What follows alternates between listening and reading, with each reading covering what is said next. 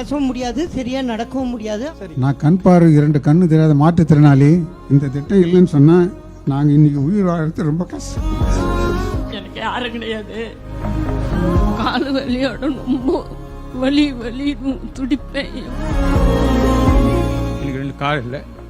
2 கால் இல்லை உங்களுக்கு. பேசும்போதே எல்லாருமே கண்ணு கலங்குறீங்க. திட்டம் மூலமா எவ்வளவு பெனிஃபிட் அடைஞ்சிருப்பீங்கன்னு நீங்க சிந்துற கண்ணீர் சொல்லுது சார்.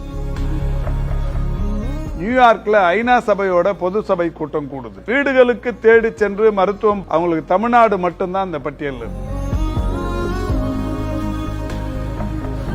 அப்ப வீட்டு தேடி மருத்துவம் வந்தாங்க அந்த அம்மா சிஸ்டர். சரிங்க. அவங்களால தான் இவர் எழுந்து இவ்வளவு தூரம் நடந்து வராரு. இந்த திட்டத்துல இப்ப பயனடைஞ்சிருக்கிறவங்களோட எண்ணிக்கை 2,47,00,000 பேர். வந்து ட்ரீட்மெண்ட் கொடுத்தாங்க இல்லைங்களா? இப்போ உங்க மனசு என்ன சொல்லுது? இப்போ 5 கிலோமீட்டர் ரோடு போயிட்டு திருப்பி ரிட்டர்ன் வந்துருவேன். நான் ஏன் இருக்கணும் அப்படின்னு நினைச்சிருக்கிறாரு. இன்னைக்கு நான் 5 கிலோமீட்டர் நடந்து போயிட்டு திரும்ப வருவேன்றாரு பாருங்க.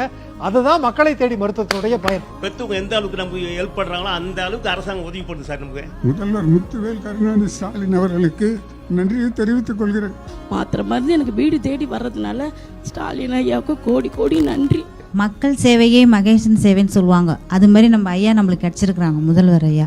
நமக்கு கிடைச்ச புண்ணியம். அவர் முதலமைச்சரா இருக்கிறது. ஆமா.